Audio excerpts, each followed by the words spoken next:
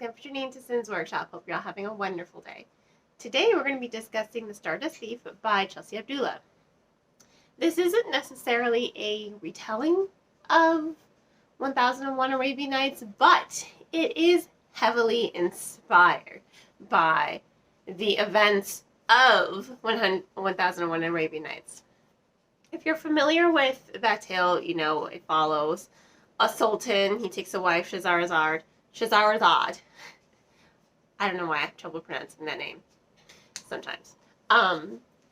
And he's known for taking a bride and then killing them the next day because he is fearful of being betrayed. So in order to prolong her life, she starts telling him a story every night.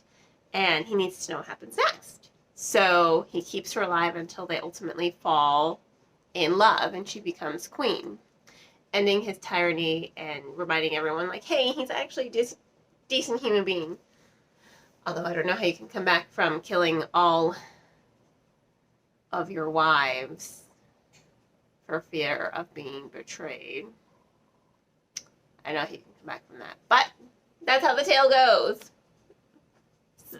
You know, somewhat. This book takes place after the events of that. So you have Mazin. He is the son of Shahrazad and the Sultan. And he wants to be a storyteller like his mother. He is only one of 4 characters. You have Aisha, who's kind of awesome. And then you have Luli and Kadir, who are my favorite characters in the whole book. So Luli is known as the Midnight Merchant. You know, she goes out into the desert. She finds illegal magical items because, let me tell you, the Sultan hates jinn. And the jinn bless or are somehow imbued into a lot of magical items, you know? So he, you know, all jinn are wanted, kill on sight. Any magical items are forbidden. So, of course, they're a hot commodity. So she goes into the desert with her, get this, jinn bodyguard, Kadir, and they find magical items and then they resell them on the, you know, black market. Why not? I love their relationship so much. He saved her when she was a child. Granted, she was never raised to hate the jinn either. Her father is just like, have a healthy respect of them and their magic. And when her family was massacred by humans, mortal men in black, and a jinn came to save her, killing all those guys, by the way, go Kadir. You know, they form a really strong found family bond dynamic. And you see that throughout the whole story. Their dynamic is amazing. It's captivating. I love their, I guess, father, daughter, brother, sister, older brother, sister kind of dynamic. I'm going to go with that. They look out for one another and they care about one another deeply. And you see that throughout the course of the story, even when she finds out that there's a lot of his life that she doesn't know about. She's allowed him to keep his secrets, but once, you know, those secrets are just like, hey, I kind of need to know things, she doesn't hate him for them. She just needs her space, but then they finally marry back to each other, and it's just like head-on-shoulder moments. It's just like, you're my family. You're my bro. I can't stay mad at you. Those are the kind of moments that you live for in this storytelling because it really does resonate. Having such strong character dynamics that are more familial than they are romantic. And I love that so much. And then you have Aisha. She's kind of cool. She's one of the prince's 40 thieves. She's a jinn hunter. Now the jinn did kill her people. So she hates the jinn and she just wants to kill them.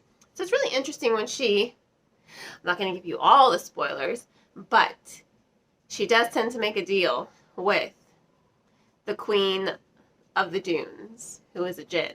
And that right there, their whole dynamic is amazing. Mazin, Aisha, Luli, and Kadir are sent into the desert by the Sultan to find a magical lamp that holds a jinn. Gee, I wonder where I've read this story before. So their adventure takes them all over the desert.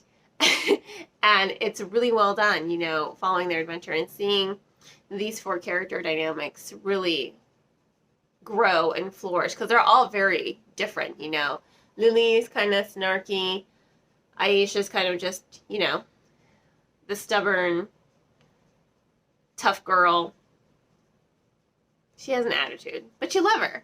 And then you have Mazin. He's just like this wide-eyed, yes, I finally get to explore. I get to tell my stories. I'm in love with this. Prince. So their character dynamics are really well done. And they all balance each other out quite well, which I really, really love. Another key element for the story, and you really do see the heavy influence of 1001 and Arabian Nights here, is there are stories within the story that tell stories about... It's great. I mean, it tells stories about the jinn and the tale of, and I'm like, neither here nor there, but long ago. And I'm like, this is amazing. Reading a story within the story, and it doesn't break up the pacing, because you're just like, it sets it up, like how they're about to introduce this new story and how this story is important to the plot, because they are important to the plot. Let me tell you right now, do not skip those stories. You will be doing yourself such a disservice, because 1, they are beautifully written, and 2, they are crucial to the plot. They do give insight into other characters, into motivations, into the backstory of the plot. I loved how they fit together, and how it didn't take me out of the story. It flowed. It flowed. In fact, I wanted more of those little story inserts, but I'm just like, more probably would have been too much, so it ended up being the perfect amount. But I do love Abdullah's writing so much. It's hypnotic. It is engaging. It does capture the essence of 1001 Arabian Nights in such a beautiful way that I think is just absolutely captivating. So I do have to give this story 4.5 out of 5 stars. It has great characters, and it has great storytelling, and there's such great writing to it as well, you know. It's just well done on all parts. It didn't quite blow me away, which is why it doesn't get the 5 out of 5, because 5 out of 5s are the ones that just blow me out of the park. But I'm eagerly anticipating the sequel. Cannot wait to get my hands on it. I need to see what happens to Mazin and Aisha and Kadir and Luli. I need to know what's going to happen. I need the next part of this adventure, and I need it now. So, if you want to purchase the book, which I highly recommend, I will include links in the description below on where to purchase the book. On that note, I hope you all continue to support me here by liking this video, subscribing to my channel, and sharing it with all your book-loving friends. You can also become a supporter on Buy Me a Coffee, Ko-fi, Patreon, making a donation to my PayPal, or by purchasing one of my handmade candles. I hope you all have a wonderful rest of your day, and as always, happy reading.